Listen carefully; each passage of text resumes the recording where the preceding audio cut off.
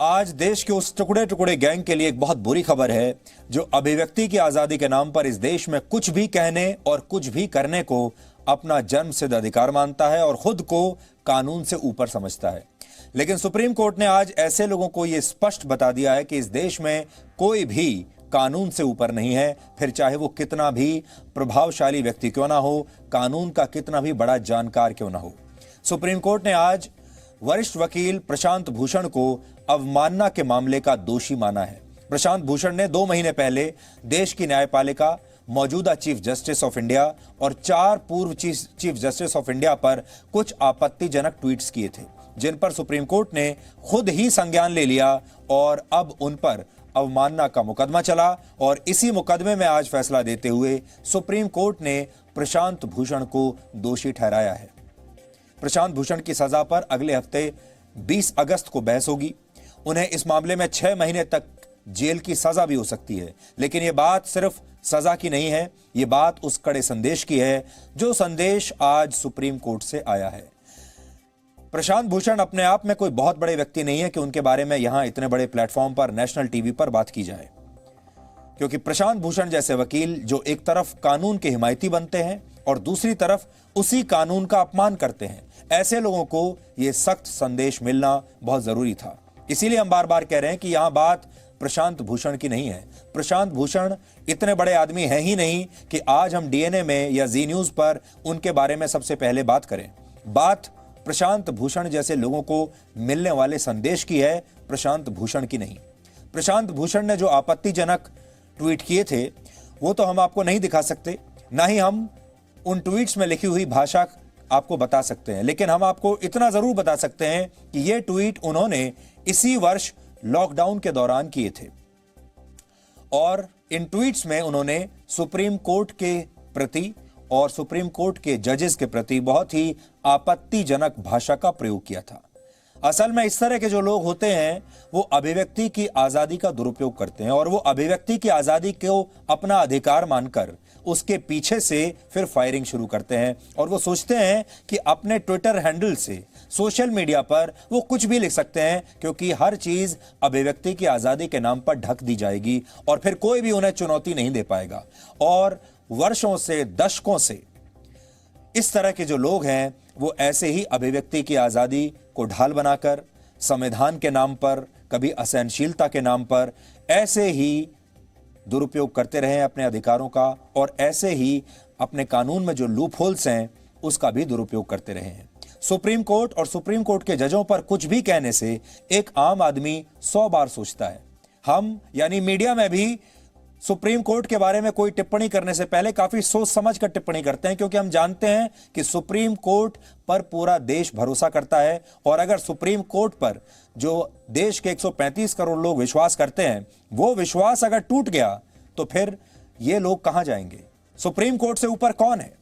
लेकिन प्रशांत भूषण जैसे लोग किसी के भी खिलाफ कुछ भी बोलकर हमेशा बच जाते थे और ऐसा इसलिए होता था क्योंकि इस देश में इनकी बहुत ही मजबूत लॉबी है और इनकी पहुंच बहुत ऊपर तक है, पैसा भी इनके पास बहुत है। इसलिए किसी को कुछ भी कहने, किसी पर कुछ भी आरोप लगाने, किसी की भी निष्ठा पर सवाल उठाने में इन्हें किसी प्रकार का अब तक डर नहीं लगता था, लेकिन आज के बाद लगेगा।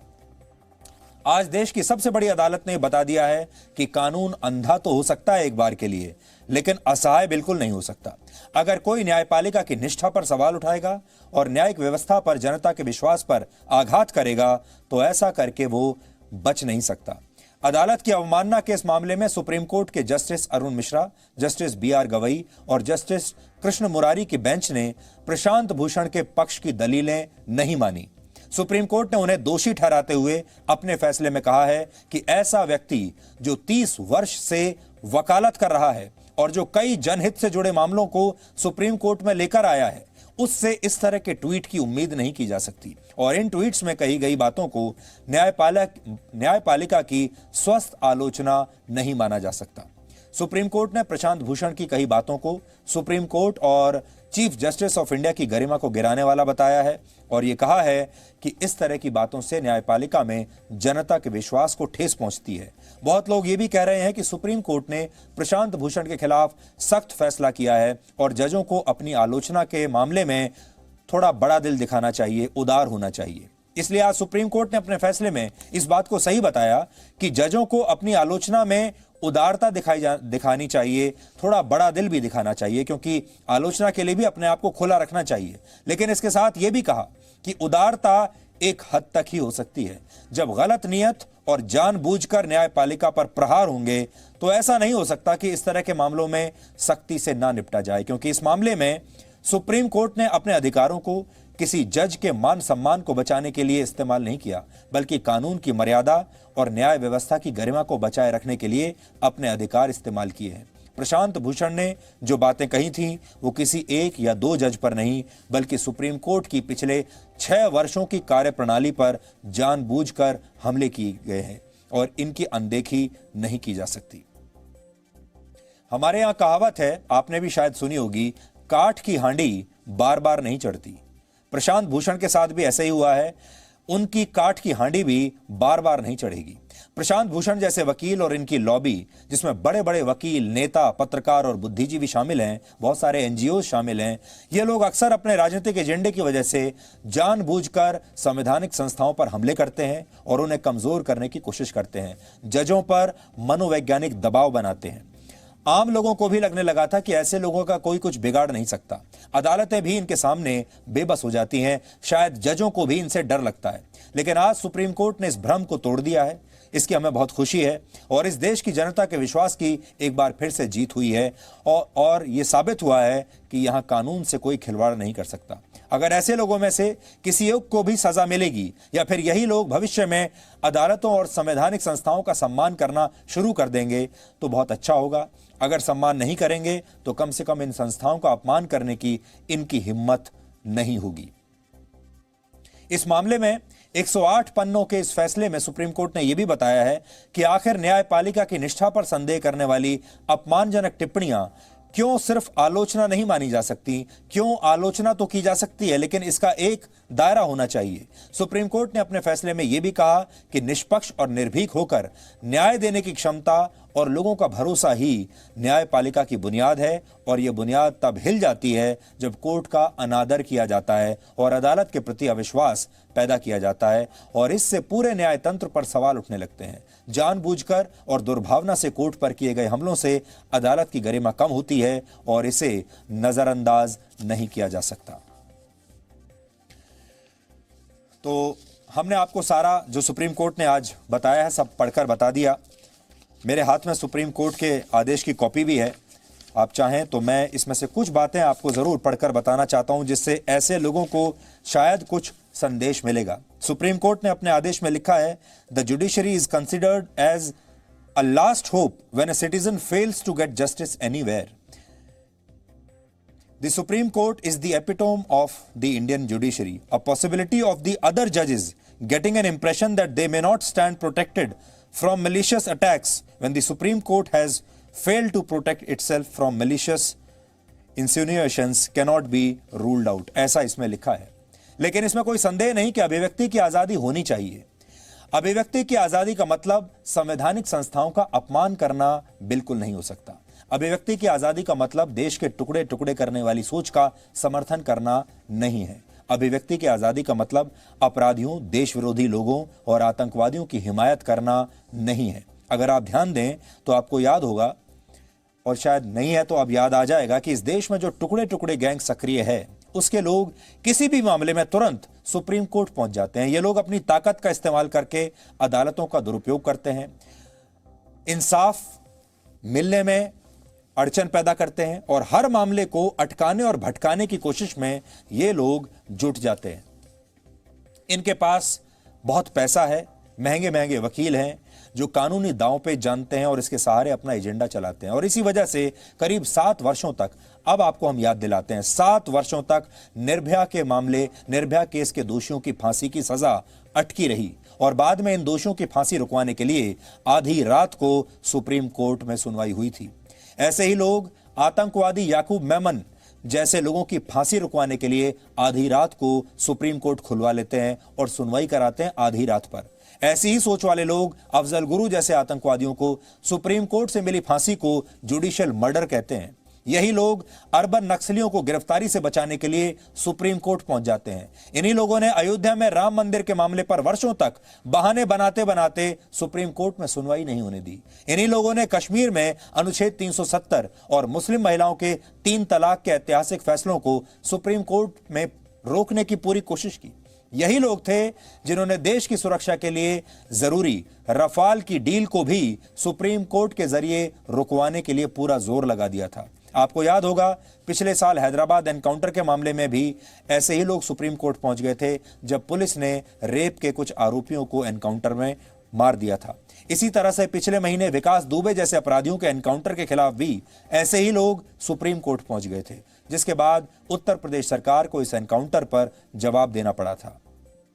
यानी आप इस देश में कुछ भी कीजिए, आप रफाल खरीदने की कोशिश कीजिए, राम मंदिर को सुलझाने की कोशिश कीजिए, किसी आतंकवादी को फांसी देने की कोशिश कीजिए, निर्भय के दोषियों को फांसी पर चढ़ाने की कोशिश कीजिए, कोई एनकाउंटर कर दीजिए किन्हीं बड़े अपराधियों का या आतंकवादियों का। इन लोगों के पास एक ही फॉर्मूला है, ये तुरंत सुप्रीम कोर्ट जाते हैं और न जाने इनके पास कैसा जादू है कि सुप्रीम कोर्ट भी 24 घंटे के अंदर इन्हें सुनवाई का समय दे देता है, जबकि देश के आम लोग महीनों और सालों तक इंतजार करते रहते हैं।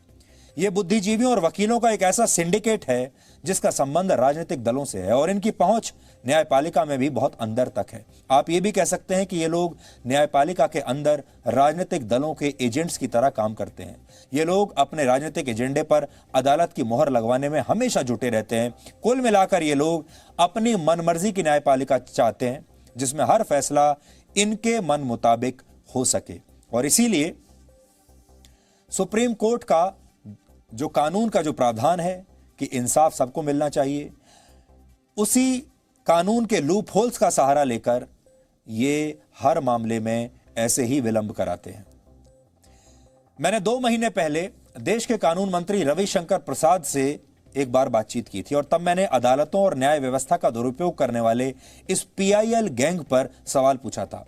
अब आप समझ गए होंगे कि जब भी कोई बड़ा कदम हमारे देश में उठाया जाता है तो ये जो गैंग है ये पीआईएल के बहाने सुप्रीम कोर्ट पहुंच जाता है और फिर उस पीआईएल के जरिए जो भी देश में बड़े बदलाव आने होते हैं उन्हें रुकवा देता है। तो उन्होंने, देश के कानून मंत्री ने उस समय इस गैंग के लिए क्या जवाब दिया था, क्या संदेश दिया था, पीआईएल के बारे में क्या कहा था, आज आपको सुनना चाहिए। कानून का भी दुरुपयोग हुआ है, बढ़ा है, अदालतों का दुरुपयोग बढ़ा है, संविधान के अलग अलग मतलब लोग निकाल कर बताते हैं। कभी जैसे संविधान अचानक से खतरे में आ जाता है। कई बार कानून मंत्री होने के नाते पीआईएल्स का जो मिसयूज हो रहा है आजकल, उस पर आप क्या कहना चाहेंगे? आपने बहुत ही गंभीर सवाल उठाया है और आपके इस चैनल पर और आपकी अगुवाई में चर्चा हो रही है, मेरे लिए संतोष की बात है। देखिए सुधीर जी, मैं पीआईएल का समर्थक हूं। जनहित याचिका जन के हित याचिका होनी चाहिए, गरीबों के लिए, उपेक्षितों के लिए, भ्रष्टाचार के उजागर के लिए, एब्यूज ऑफ पावर के लिए। आपको मालूम है कि बिहार के कुछ बड़े पीआईएल को मैंने बहस किया था। ये जो पूरा चारा घोटाला बिहार में हुआ था लगभग 2000 करोड़ का, उसमें सीबीआई इंक्वायरी मांग करने की मुख्य बहस मैंने ही की थी पटना हाई कोर्ट में।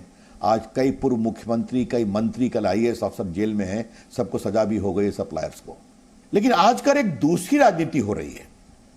चुनाव में हार गए तो सरकार को पीआईएल के माध्यम से घेरो, और ये घेरने का काम करते हैं कौन लोग? जो चुनाव में हरा दिए गए। अगर सही भावना से प्रामाणिक लोग कोर्ट जाते हैं, हमें कोई दिक्कत नहीं है। आज भी कोर्ट निर्देश दे रहा है तो आप देख रहे हैं, यूपी सरकार पेश हुई, बिहार सरकार पेश हुई, जो भी कोर्ट का आदेश होगा हम मानेंगे, उस पर हमें जरा भी आपत्ति नहीं है। हमारी परेशानी होती है सुधीर बाबू, जब हारे हुए हताश लोग कोर्ट के गलियारों से अपनी पॉलिटिक्स करते हैं देश को प्रभावित करने के लिए। यह ठीक नहीं है और यह हम स्वीकार भी नहीं करेंगे। तो सुप्रीम कोर्ट को असल में ऐसे लोगों ने राजनीति का अड्डा बना दिया था और ये बात आज हम इतनी शिद्दत के साथ आपके साथ क्यों कर रहे हैं? सबसे पहले आज डीएनए में ये बात क्यों कर रहे हैं? वो इसलिए क्योंकि जी न्यूज़ भी इस मामले को लेकर बहुत पहले से मुहिम चलाता आया है और ये एक बहुत बड़ी समस्या है देश के सामने। इस समस्या को हम आज से आपके सामने नहीं रख रहे, वर्षों से हम ये कैंपेन चलाते आ रहे हैं, ये मुहिम चलाते आ रहे हैं इन लोगों के खिलाफ। हमें भी कई साल तक, वर्षों का इंतजार करना पड़ा और आज जाकर सुप्रीम कोर्ट ने बहुत स्पष्टता से ये बात कही है। और अब हम आपको बताते हैं कि हमारी जो मुहिम है, ये जो सवाल हमारा था, ये तो 2 महीने पहले हमने कानून मंत्री से पूछा था। तब भी हमारे मन में यही सवाल था कि ये सुप्रीम कोर्ट का और कानून का दुरुपयोग करने की कोशिश कर रहे हैं, नकली PIL डालकर। सुप्रीम कोर्ट के जजों पर आरोप लगाने का ये सिलसिला आज का नहीं है, ये बहुत पुराना है। पहले भी ऐसा ही होता था। वर्ष 2007 की बात बताते हैं अब आपको, आज से 13 साल पुरानी बात। वर्ष 2007 में पूर्व चीफ जस्टिस, उस समय के जो चीफ जस्टिस थे सुप्रीम कोर्ट के, वो थे जस्टिस YK सबरवाल। और सोचिए 2007 में जस्टिस YK सबरवाल पर भी भ्रष्टाचार के ऐसे ही आरोप लगाकर उनके खिलाफ जबरदस्त अभियान चलाया गया था।